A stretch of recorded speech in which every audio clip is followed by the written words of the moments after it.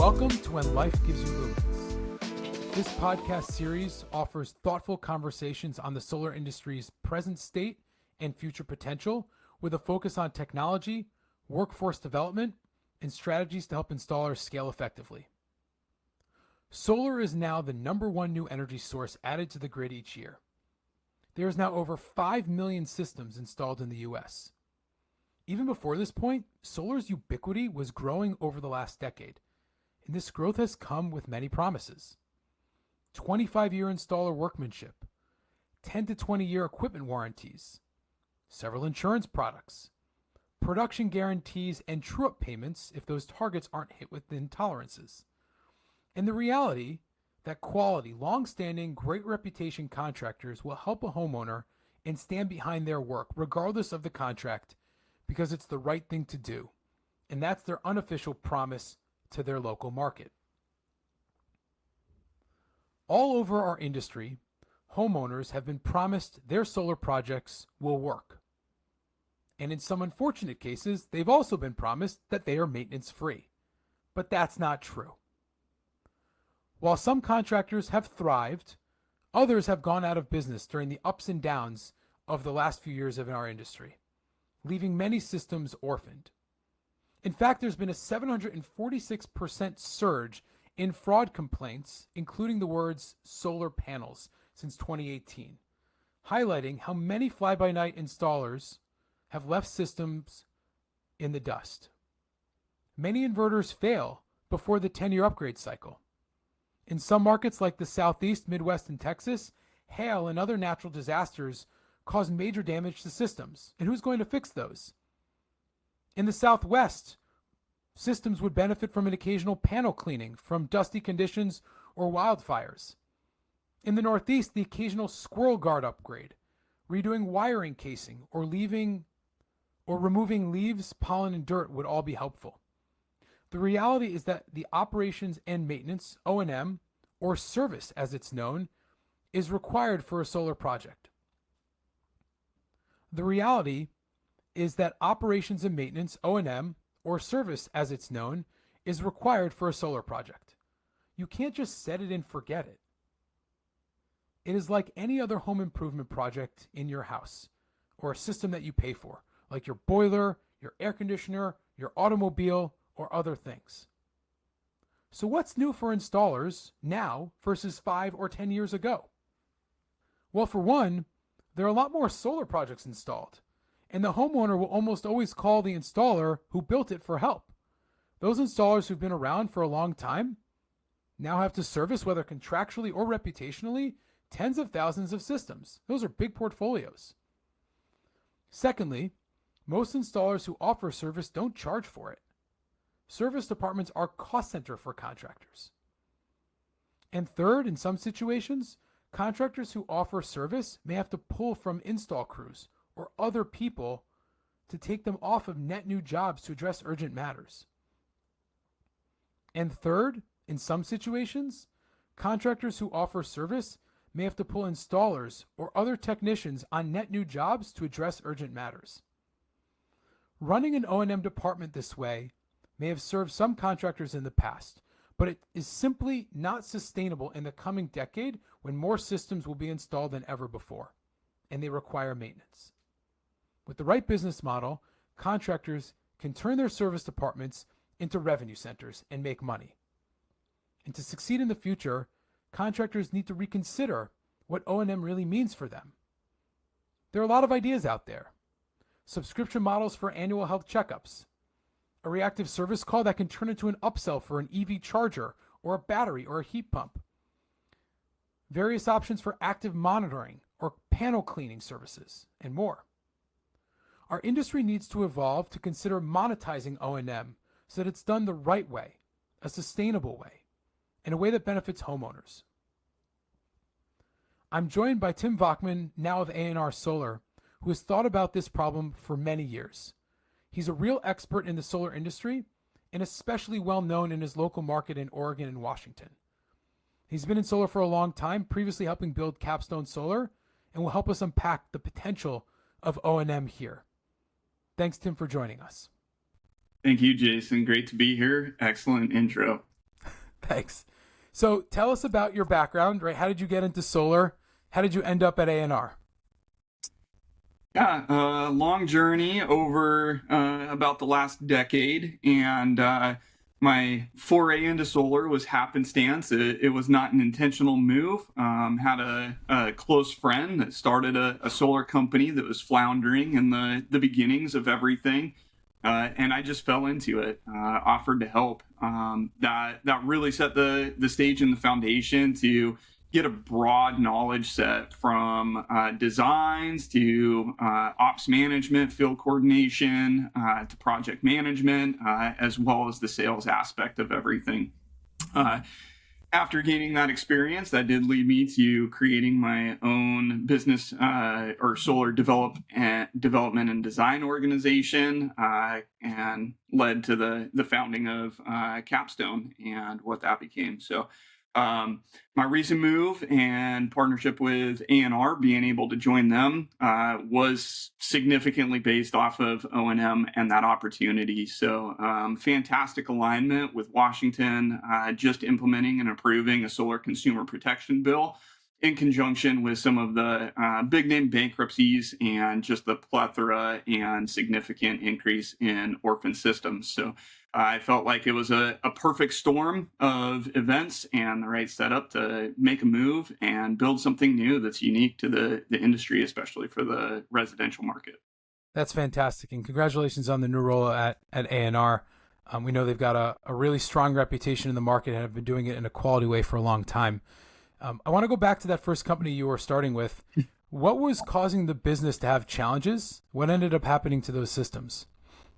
Yeah, really in the infancy of solar, it was new to the Pacific Northwest, and nationwide. It didn't have the mainstream adoption that it does today. Uh, as a home energy efficiency contractor, it was a sales organization that was looking for products to apply to a sales business model. That started with a partnership.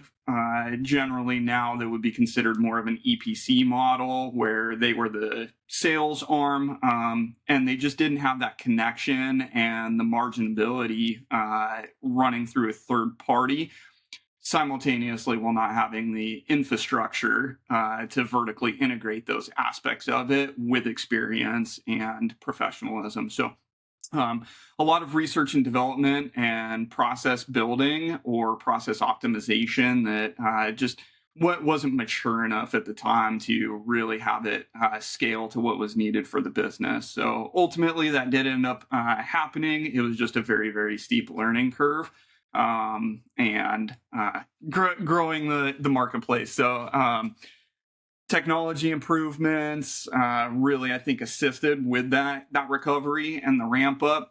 But it took an intentional decision out of the gate to break from third party partnerships in the solar industry and develop systems to vertically integrate and take much more in house.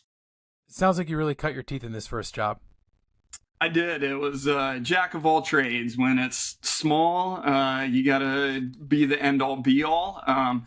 You don't have somebody hired and on payroll to perform different compartmentalized tasks. So it was workable to a scale, but overall created the opportunity out of necessity for me to get familiar with so many various aspects of what it takes to sell, design, project manage, install, and support solar systems across the board.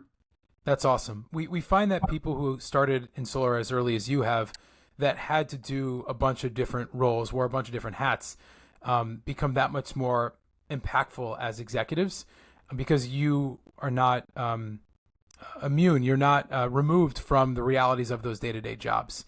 So that's a great foundation for you.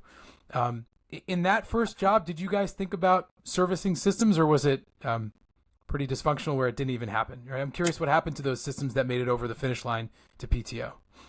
Yeah, in those early days, and I would say it was meant more as a point of contention, where looking at the revenue aspect of what does a warranty really mean. That was the first time that actually was in a conversation and a high level executive discussion that looked at monetizing warranties. I would say in those early generations, a 10-year, 25-year workmanship warranty, any sort of production guarantee, simply wasn't the standard. It wasn't the industry norm.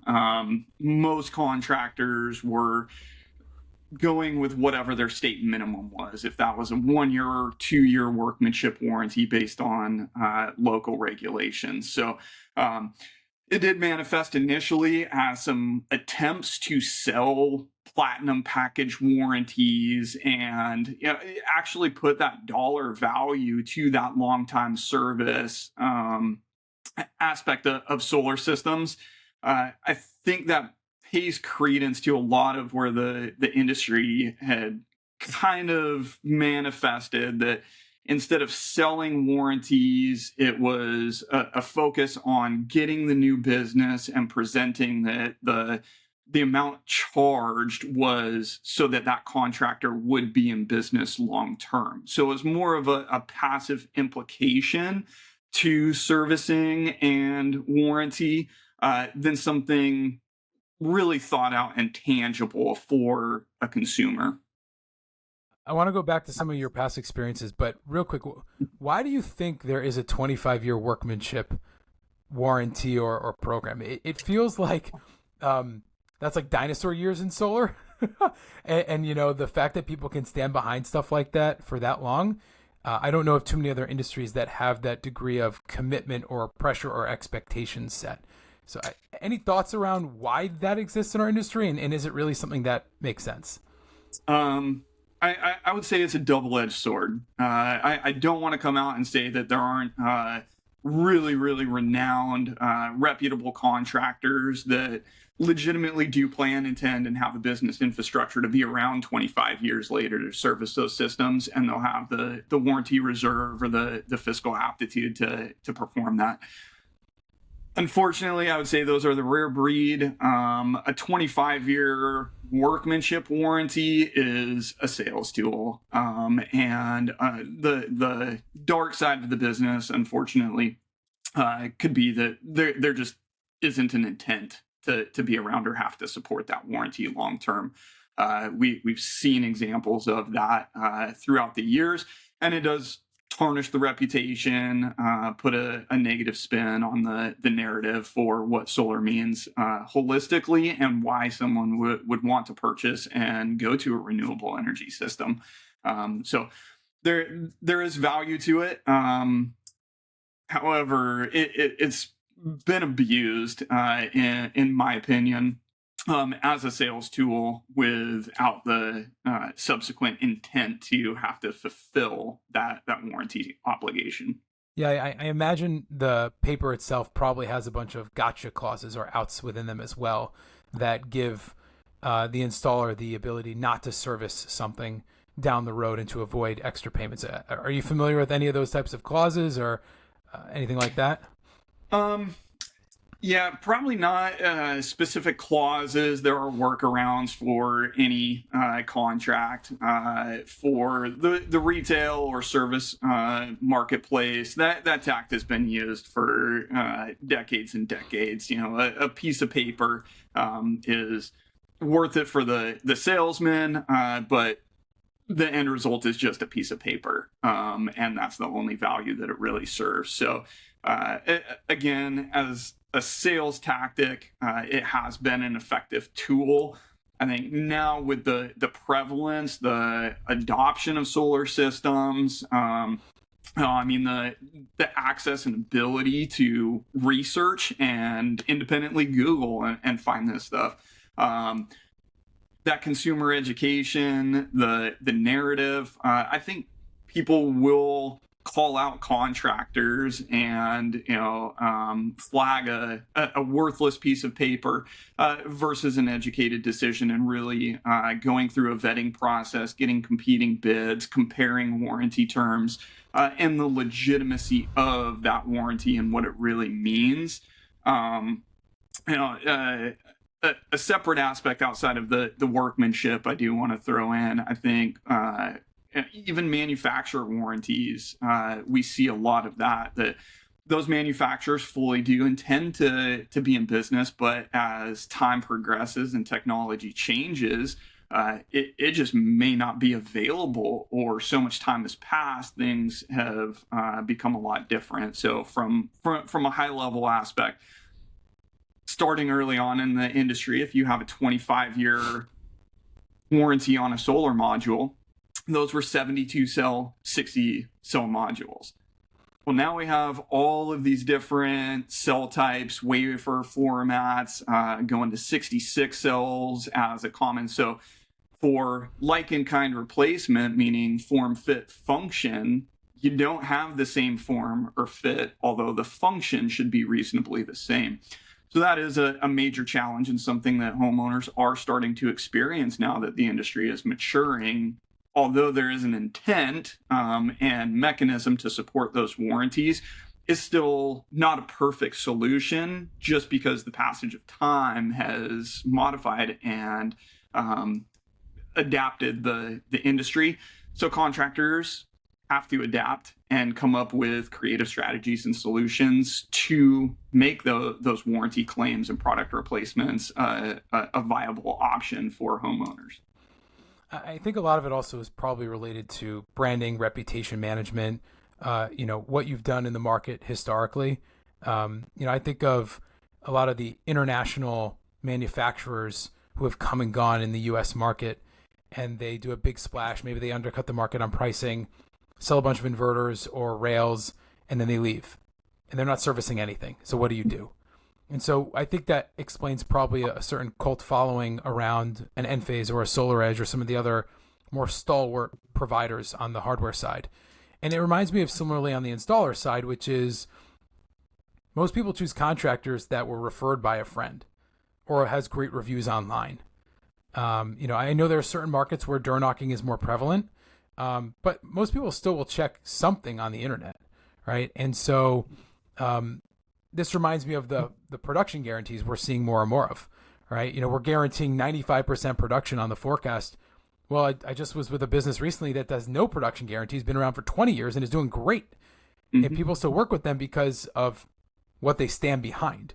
And so I wonder how much of these commitments, these agreements, these pieces of paper don't even matter, both to the installer who is using it as a sales tool, as you noted, but also to the homeowner who's like, are you really going to be around in 25 years? Am I going to be around in 25 years? Am I going to own this home in 25 years? Right? And so I think it all comes back to the quality of your business and standing behind that, right? Whether it's on the hardware side or the install side. And that really might have more weight than any paper that you can put in front of people or any type of commitment. Obviously, the legal commitment is comforting and hence the sales mechanism, but it really, I think, is secondary to what you do as a business and how you operate as a business. Yeah, absolutely. And as a general premise, what comes to mind in that is, how does a contractor inspire confidence for a consumer? And workmanship warranties, products utilized, all of that factors down to the end cost to the consumer. But they are features. They're value add if there's substance behind it. And the contractors that are there long term are the ones that are able to inspire confidence and do that repetitively, have that word of mouth from their friends, neighbors, online reviews. And then it's vetted by a third party. So it really does demonstrate just that organic correspondence for people that have had experience with a contractor to inspire that trust and actually have it be worth more than a piece of paper. Yeah. All right. So we're talking philosophically around the warranties and the workmanship and all the all the types of contracts that people have to say, we're going to be here to do what we say we're going to do, right? Let's go back into your past experience. So I know you and I have spoken over the years around what type of O&M programs are viable. And I know at Capstone, you guys were doing residential, you were doing some commercial, you guys even had some labor work and other work in utility scale. Talk to me about your experience doing O&M, doing service at Capstone. What type of programs did you try to institute? What worked? What didn't work? I'd love to hear about all the efforts that you put in place around service in that role. Yeah. So service, just generally, to me, it should be a business decision that's corroborated throughout every level and aspect of the organization for what that offering is. Beginning with sales. What do you want to sell? What is competitive in the marketplace? So Capstone, that was a 10-year full workmanship warranty. That workmanship warranty and the determination for a business and landing on that is what the cost of that is. I would encourage anyone listening to really put a dollar value with consideration of net present value on what a workmanship warranty means. If you obligate yourself 10 years down the road to mobilize a licensed electrician or an install crew, that cost isn't going to be the same as it is today in your pursuit of getting the business. So having that strategic and very intentionally thought out and planned to set up a pathway to do that. So that was really important. One of the first things at Capstone in doing that for warranty was adjustments to warranty reserve. If we were putting a 10-year warranty on every sale versus, say, a 2-year workmanship warranty on a sale, our sales price was going to be higher, and that needed to be in balance with the industry, the competitive marketplace, what the sales team wanted to deliver to customers, and then the financial health and future of the organization to be able to support and fulfill that. So what were some of the things that you offered over the 10 years as part of that warranty? Really bumper to bumper, turnkey. It gets into inclusions, exclusions, and internet connectivity, I would say, you had mentioned earlier on, is probably one of the big ones. It is a fine line and a slippery slope where you have a lot of service or warranty items that are related to being able to monitor a system. That's only come into fruition and had that ability over recent generations with module level power electronics and module level monitoring. You can do a lot more remote diagnosis through those systems. That technology didn't exist a long time ago, so the industry has kind of changed and adapted to that. Active monitoring, I think, would be another one. So most of the exclusions, to me, would be based on monitoring what that aspect is and the value of the time or expertise that it actually takes somebody to fulfill and support that. Roof leaks, warranty support. So actually processing warranty claims with manufacturers. That's an often forgotten item in what's included in workmanship warranty. I deal with that a lot now. For more on the commercial scale, customers who opted out of any kind of maintenance program, workmanship warranty package, when they experience that first inverter failure, they're trying to go to the manufacturer. The manufacturer says, well, you need to talk to an installer. You're not an installer here. And then now we're looking to, okay, well, we need to charge for this work because that is a service that we provide. That's included in our workmanship warranty. But if you opted out of that or didn't purchase a program, some more of the unwritten things, but I would say mostly comes down to selecting a service package and or monitoring aspects of a solar purchase. Do you believe that installers should have service departments and offer certain services like this? Absolutely. I think any solar contractor that's doing any sort of volume to necessitate those kind of discussions dedicated service team is going to be a critical necessity no matter what. And I've talked to so many contractors throughout the nation that have just experienced that service is overwhelmed. They're dealing with these cases. They're pulling lost opportunity cost from new installations or potential market by not having resources allocated specifically to that. It simultaneously does two things. You can protect your product listings by segregating those departments within an organization. Now you're maximizing on revenue streams as well as what product you're delivering to a consumer. A unique aspect for service, and something really to consider in that, is just the variety of what could land on your doorstep. If you're a solar contractor, maybe you've been doing it for 10 years. How many different inverter brands have you actually sold and installed throughout the years? But when you open that up to a service department for non-internal or self-source customers, who knows what they may have been using. So those service technicians, the training requirement and their familiarization with so many different product lines is going to be a different aspect of their day-to-day. So time and resource, independent study, training, different manufacturer contacts are going to have to be afforded and allocated to those positions for them really to work efficiently and capitalize on that aspect.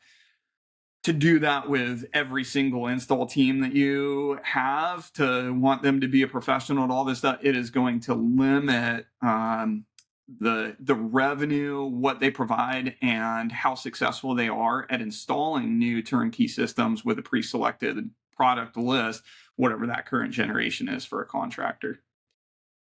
So it gives me a sense that you believe and you encourage installers, contractors to have fully fledged service departments that can do kind of array of diagnostic, warranty management, implementation, solutions. Things like 100%. Yeah, right. Absolutely. And that may start just with one person. I would say for any organization, it's just number one, biting the bullet and kind of taking that introspective look, saying we've dealt with these many warranty claims or we've had this many cases. We're peeling from other company resources to facilitate this. It's messy, it's clunky at best, and we need to allocate somebody to take care of this. It's realizing this is an issue and something that we need to support, and just making that decision. If that's one person out of the gate, that's the foundation of a department that can grow, and you can grow in revenue with that. So once you're taking care of that warranty reserve aspect, just one person, moving in and growing from there. But I think you had mentioned it in the beginning. That's the hardest leap for everyone to make out of the gate, is understanding there is a need to support it. And how are we going to do that that best benefits the organization and our end consumer? Yeah, I find sometimes that contractors focus so much on growing sales than solving ops or the operational side, the back-end side, or the servicing side, that this part just gets, we'll figure it out, right? Sure.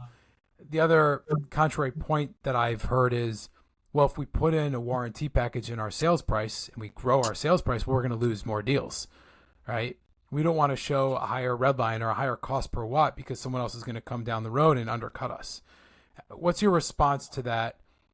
And it can't be, well, sell on quality, right? Like, because we know that that's not always how it works in certain markets when people are price hunting, or the system already costs $25,000, $30,000, $40,000, $50,000 with batteries, right? How do you actually make this viable where people will pay for it up front, like you buy the 5-year package for oil tune-ups with your car, or with your boiler, or other things that you do this type of program with? How do you incentivize, or how do you encourage an installer to bake this into the sales price or create a program where it is a revenue driver?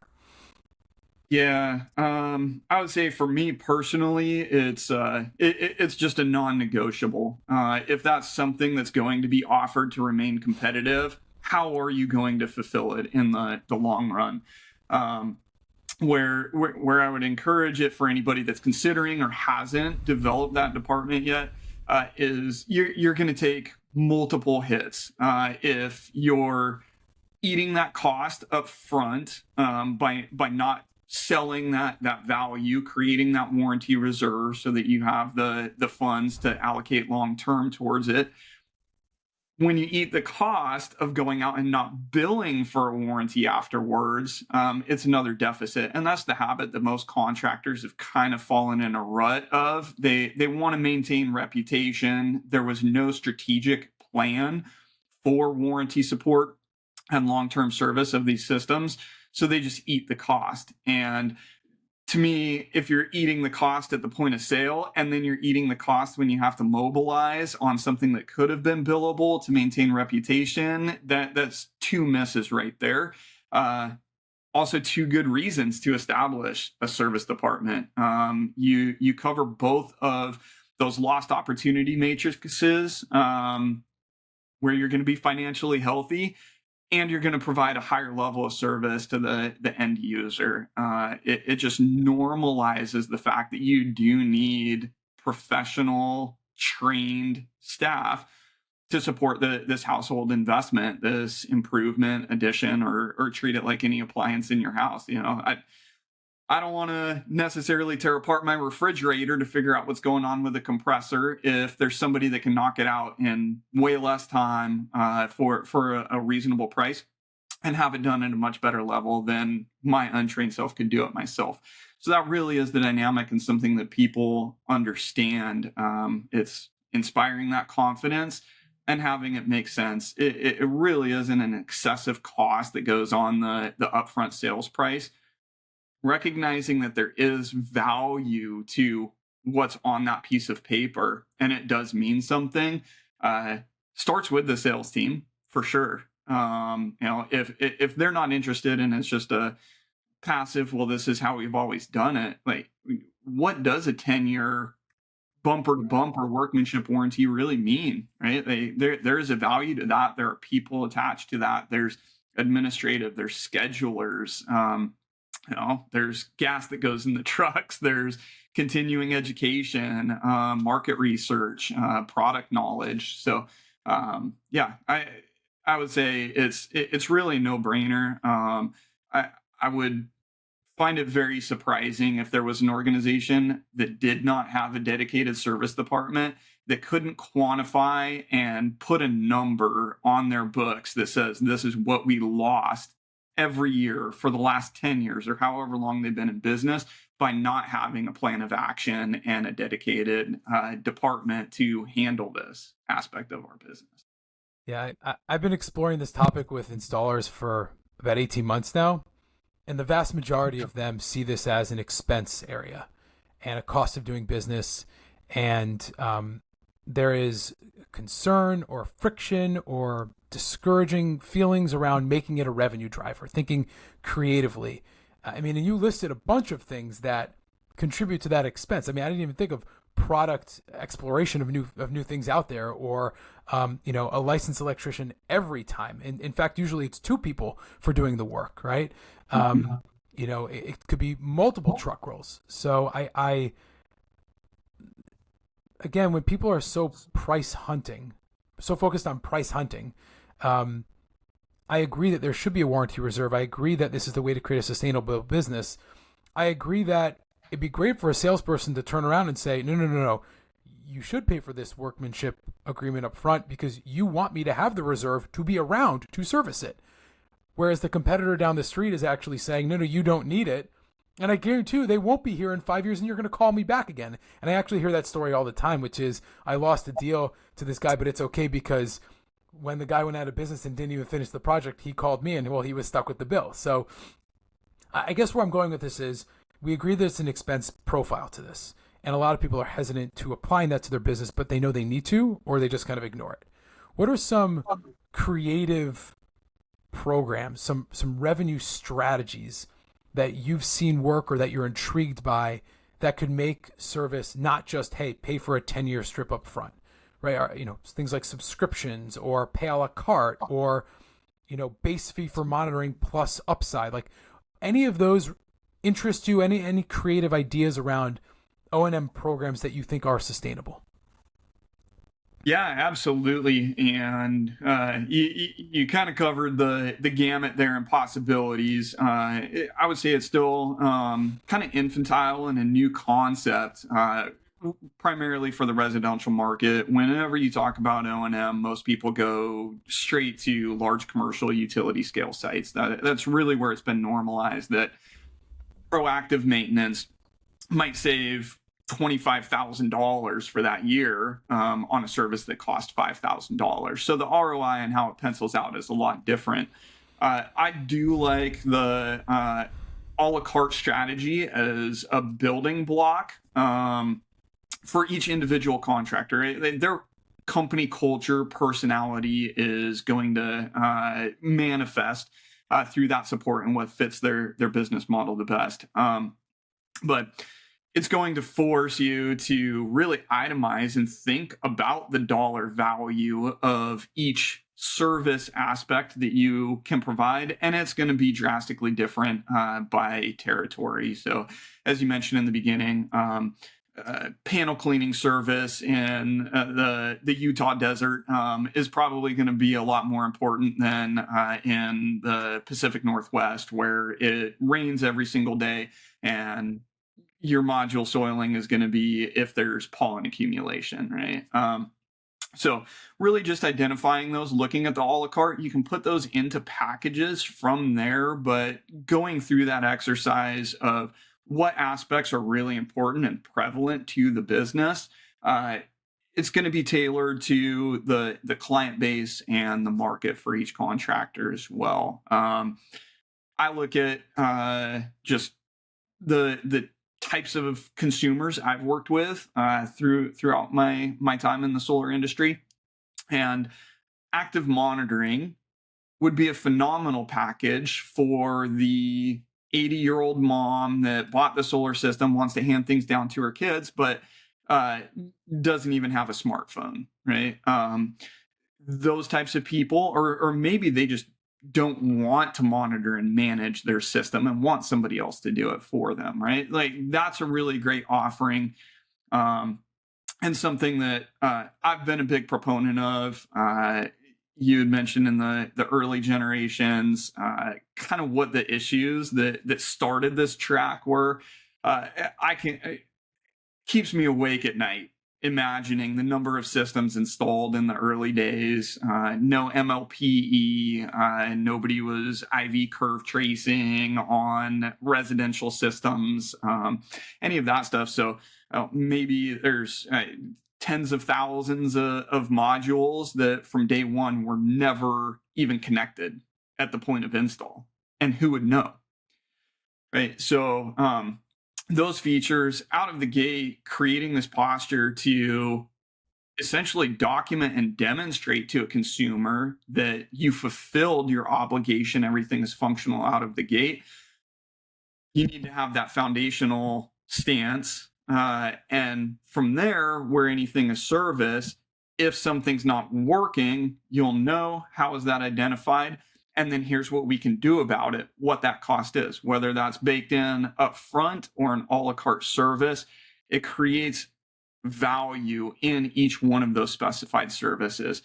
I will say it's almost impossible to just imagine every potential service-based item that could come up. There's always something weird and crazy, but you could have a panel cleaning package, a preventative maintenance package, reactive maintenance for whatever happened, and then there's a once every 100-year storm and somebody has their system, tree falls through the middle of their house, right? That's not really going to be a planned service or a package offering for most people. But being positioned that you have a mechanism in place that you can actually get an estimate and a quote done for something that's outside the cookie cutter price per watt, new install, very systematized sort of process, having a process to be able to take care of that customer and facilitate it adds in a lot more base electrical contractor style bidding estimating work versus kind of where we've gone just for turnkey solar installations, A to Z on that. I love that you outlined a couple different packages that people can consider, and I think those can be tailored based on the persona that you're selling to, and or the market that you're in. And there can also be creative ways to pay for it. Again, upfront for X years, upfront for Y years, upfront at a small fee plus pay it out over time in a strip formation as a subscription. I think there's interesting ways to create recurring revenue models, which can enhance the valuation for an installer's business and create a good baseline of revenue in the quiet season. We've seen people even say, we're going to do preventative maintenance, but we're going to always do it in the winter months, right? Because it's a slower season. You might be able to pull some installers to help. And I think the last thing that's really interesting about these business models is most of the time, service calls are occurring right now when bad things are happening. No one ever gets a good service call, right? And how crazy is it that most of your interactions with a homeowner after PTO is a negative experience? But what's unique about right now in our industry is there have never been more products to upsell for solar businesses than ever before. Because businesses aren't just selling solar panels. You're selling batteries. You're selling electric vehicle charging infrastructure. Some places are selling HVAC or roofing or heat pumps. You're more like a home electrification business. And so why not have that annual or every other year touch point that's actually positive? Hey, I came by to clean your panel, to reconnect your wire, to put up your squirrel guard.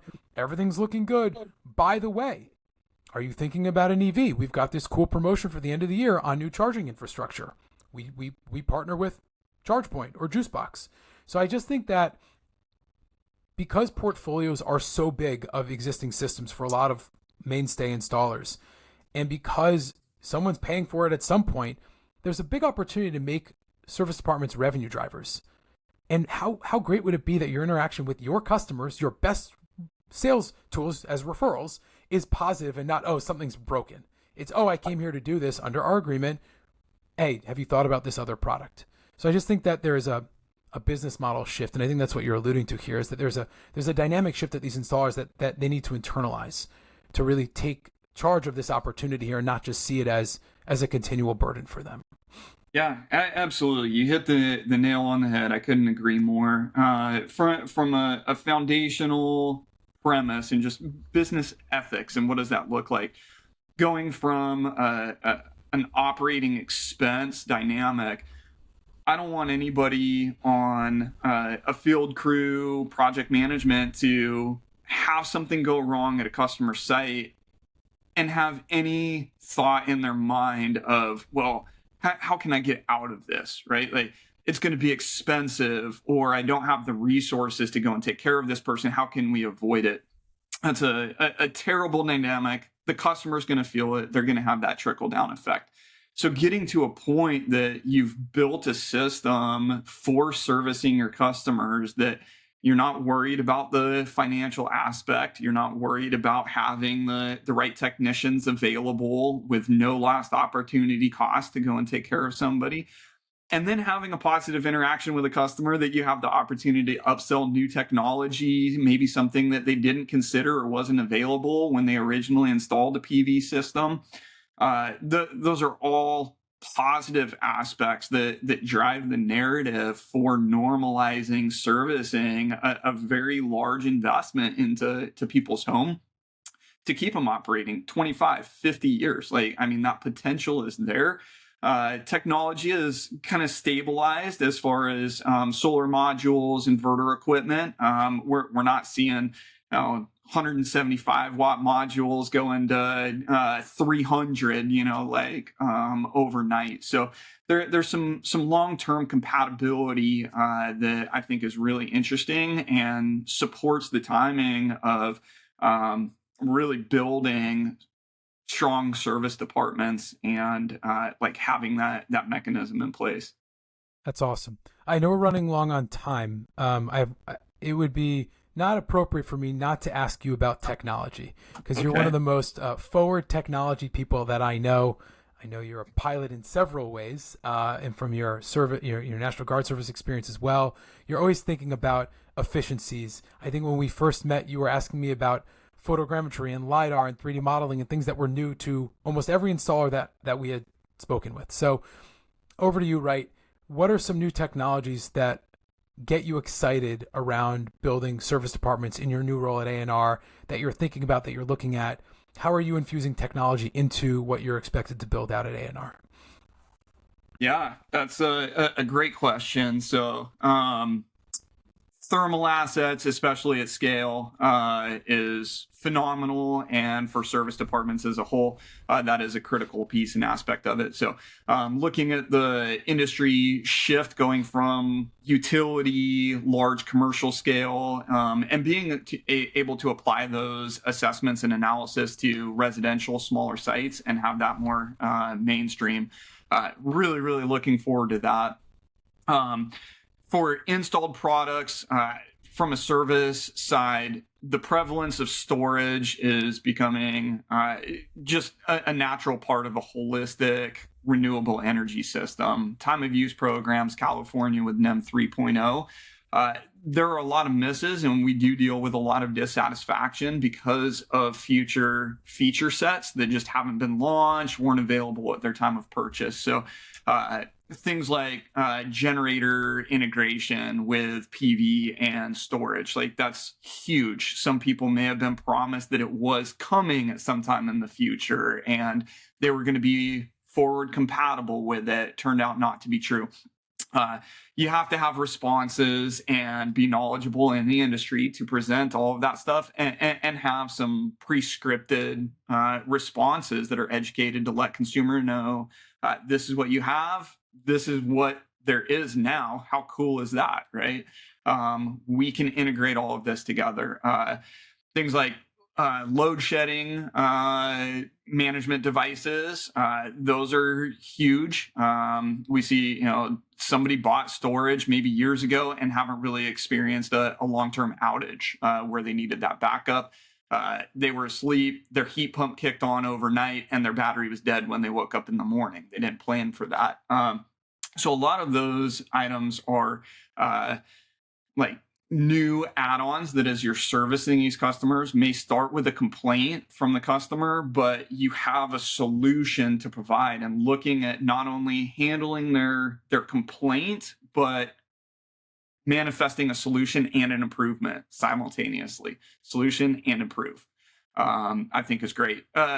Another thing that I'm just really excited about when it actually comes, everybody's been waiting for a long time, but bi-directional EV, I think is going to be huge in the marketplace, and a major add-in depending on a business infrastructure that a service department can take on and actually have some major revenue generation from that, and being able to set up customers with whatever existing products or new products to support bi-directional EV.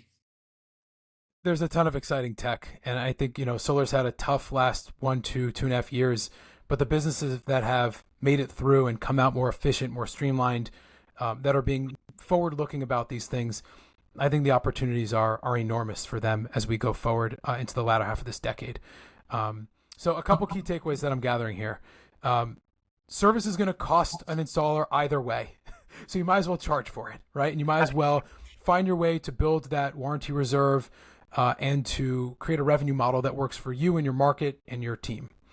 Hire at least one person to start, right? Get going on building a service department. Ideally, isolate them from the rest of the crew, as much as possible, to get going on creating that motion within your business. Third, be mindful of long-term contracts. You really should be able to fulfill them, and position your business to message that accordingly, that it is important that you're able to fulfill them. But the value of a 25-year workmanship or a 20-year production guarantee at 95% is going less and less because it's kind of the market. And at the end of the day, just run a good business, right? Important to get sales on board. That's the fourth thing that we're hearing, right? Get them on board with pitching these products. And the last thing is get people trained. Get them aware of the new products in the market. Get them comfortable with how to go about things. Make sure they're able to service sites and feel confident executing on the jobs. So a lot of really awesome takeaways. Tim, you're always incredibly thoughtful about where our market is going, how we're doing things, how we can do things better as an industry. And so wish you all the best luck at A&R, and we'll keep a dialogue going. Thanks so much for your insight. Yeah, thank you for having me. Appreciate it. Absolutely.